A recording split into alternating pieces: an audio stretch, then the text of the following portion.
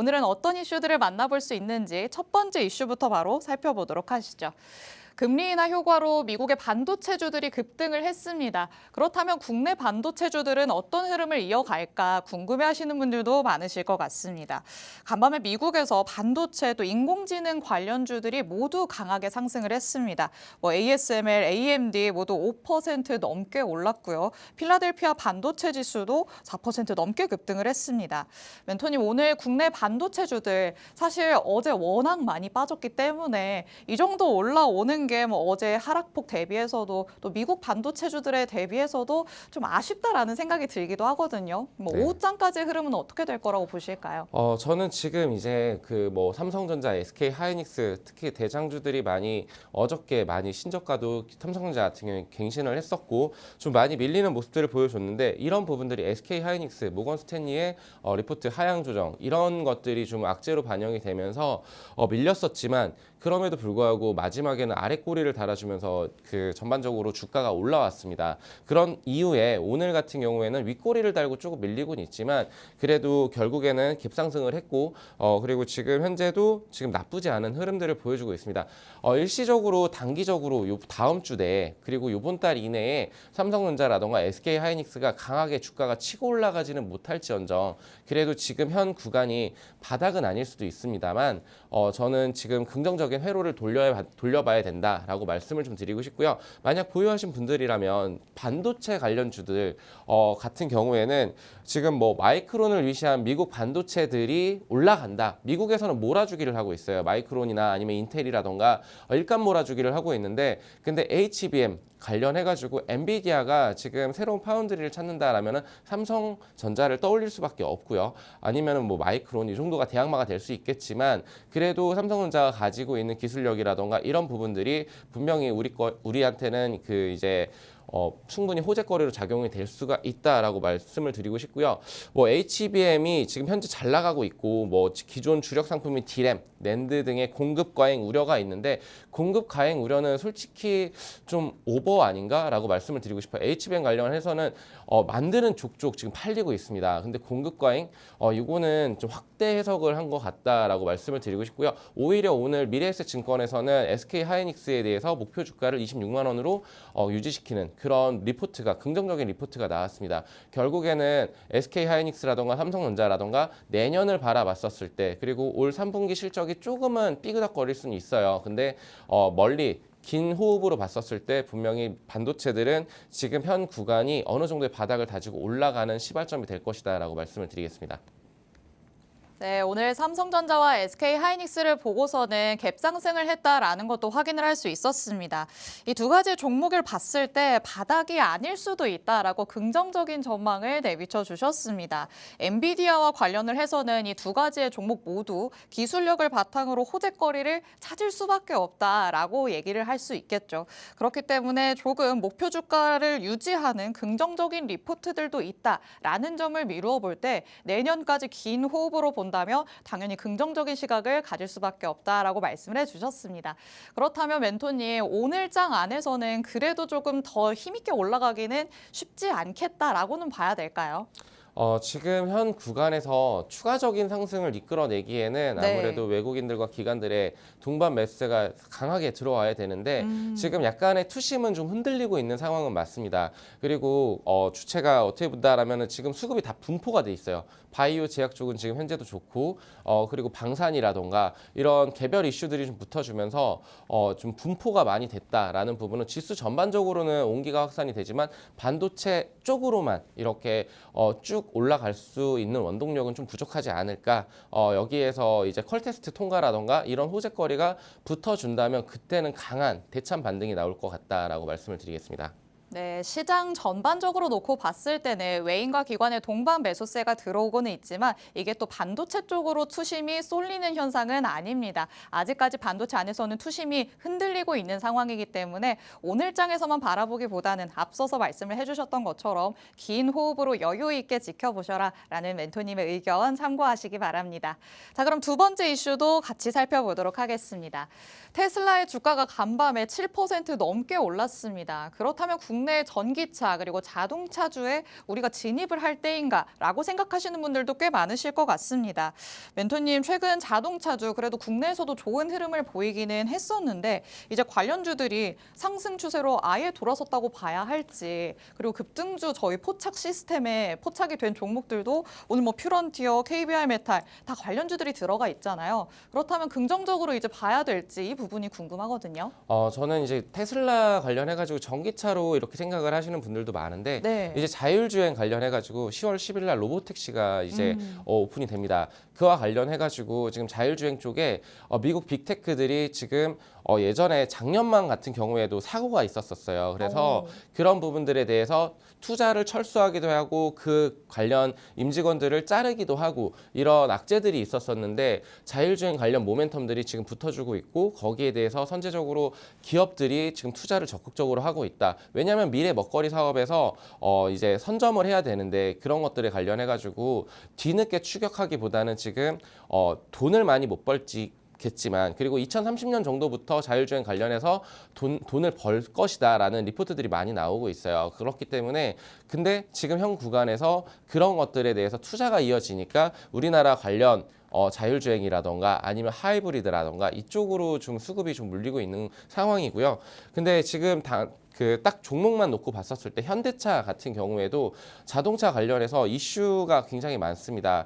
당장에 10월 달에 IPO도 있고 인도 IPO 이런 이슈도 있고요. 지금 아직 무역 수출입 데이터가 아직 안 나왔지만 이제 다음 주면 발표가 돼요. 그러면은 여기에서 만약에 자동차 판매량이 좋다라는 부분들이 나온다라면은 지금 다시 현 주가 레벨이 지금 22만 5천 원, 23만 원 정도를 찍고 다시 25만 원 부근까지 근접을 했습니다.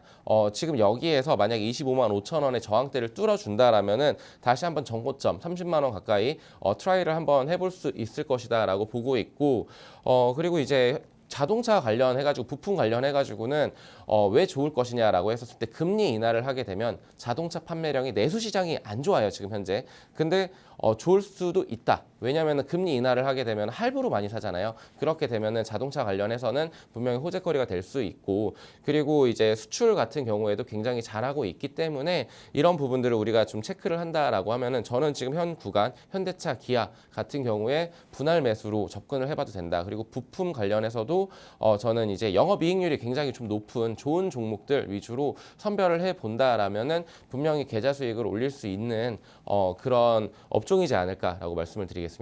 네, 자동차 섹터 안으로 볼 때는 이 작년에 나타난 악재들을 소화를 하고 현재는 이 자율주행 관련해서 재료가 계속해서 나오고 있는 상황입니다. 현대차를 짚어주시면서 현재 시점에서 분할 매수로 해가기 좋다라는 의견도 주셨고요.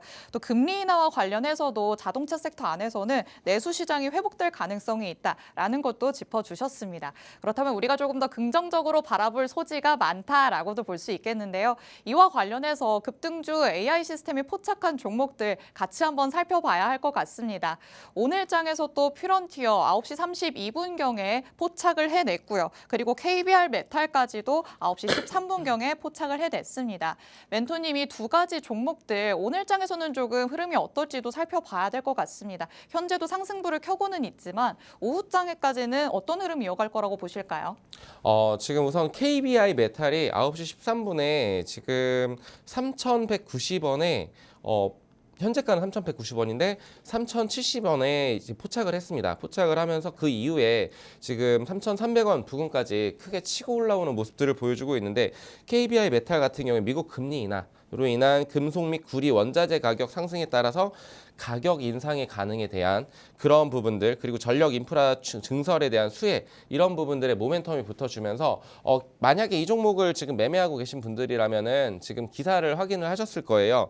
자동차 판매 증가 기대감 이런 것들도 붙어주고 있는데 앞서서도 말씀을 드렸다시피 자동차 관련해서는 지금 현 주가 레벨이 굉장히 낮은 구간에 있다. 밸류에이션보다는 좀 낮게 주가가 책정이 되어 있기 때문에 저는 현 구간에서 공략이 가능한 업종이라고 말씀을 드리고 싶은데 KBI 메탈 같은 경우에는 지금 현 구간에서도 좀 좋은 긍정적인 흐름을 보여주고 있지만 아무래도 3,300원 부근에서 매물 소화 과정을 좀 지켜가야 될 것 같아요. 여기에서 거래량이 터져주면서 그러니까 이제 8월 중순이죠. 8월 14일 이때처럼 큰 거래량이 들어와 주면서 동반 수급이 들어오면서 3,300원의 매물대를 뚫어주느냐, 이것이 관건이 될 것 같고요. 지금 오늘 같은 경우에 이제 장 후반 막판이 되면서 힘은 다소 빠질 거라고 생각은 해요. 근데 거래량만 터져주고 그 이후에 추가적인 상승도 한번 노려볼 수 있다. 다만 지금 이제 AI 시스템이 굉장히 빠르게 포착을 했습니다. 9시 장 초반에 9시 13분에 포착을 했는데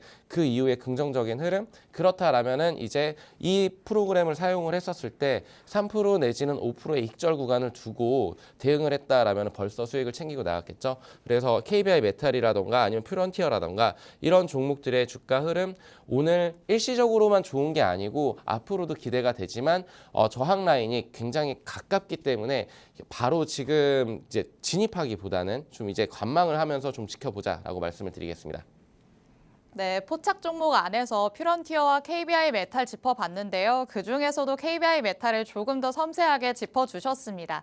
KBI 메탈 같은 경우에는 오늘 장이 출발함과 동시에 9시 13분경에 시스템이 포착을 했던 종목입니다. 금리 인하의 수혜를 받을 것으로 어느 정도 예상되는 사업을 영위하고 있기 때문에 오늘 장에서도 힘있게 올라가는 모습을 보여줬습니다. 멘토님께서는 아직까지도 밸류에이션 대비 낮은 주가를 형성하고 있다라고 말씀을 하셨는데요. 하지만 3,300원대 매물 소화를 하는지 여부를 확인할 필요가 있다라고 말씀을 하셨습니다. 추가적인 전략 같은 것들도 멘토님과 함께 하시면 받아가실 수 있습니다. 그리고 이렇게 급등주 AI 시스템이 포착하는 종목들 나도 만나보고 싶다라고 하시는 분들 많으실 것 같은데요. 지금 방송 중에 샵 3989번으로 문자 메시지 보내주시면 저희가 추첨을 통해서 2주 동안 무료로 체험하실 수 있는 무료 체험권 보내드리는 이벤트 진행하고 있습니다. 저희 방송 중에만 진행하는 이벤트입니다. 방송 중에 문자 메시지를 보내주셔야지만 저희가 보내드릴 수 있으니까요. 나도 한번 장중에 이 시스템을 활용해보고 싶다라고 하시는 분들은 서둘러서 문자 메시지 보내주시기 바랍니다. 자, 그러면 마지막 이슈도 바로 살펴보도록 하겠습니다. 마지막 이슈는 체코 원전 동맹 추진과 관련해서 또 원전주 얘기를 나눠볼까 합니다. 자, 윤석열 대통령이 이번에는 체코를 방문을 해서 체코 대통령과 정상회담을 가졌습니다. 체코 대통령이 한국이 최종 수주를 할 것이라는데 낙관적인 견해를 내비쳤다라는 소식이 전해지기도 했었는데요. 자, 멘토님 오늘 조금 주춤하기는 하는 것 같습니다만 원전주들이 최근에는 조금 힘있게 올라갔잖아요. 지금 자리에서 따라가는 게 맞다고 봐야 될까요? 저는 지금 이제는 단기적으로 일시적으로 조정이 들어올 수 있는 구간에 진입은 한 것은 맞다라고 생각을 합니다. 대표적으로 두산 에너빌리티라는 종목을 보게 됐었을 때 19,000원의 저항대가 바로 코앞에 있어요. 그러면서 어저께까지 상승을 해줬는데 빨간불을 켜주면서 강하게 치고 올라왔었는데 지금은 일시적으로 조정이 들어오면서 매물 소화 과정을 거쳐갈 것 같다라고 말씀을 드리고 싶습니다.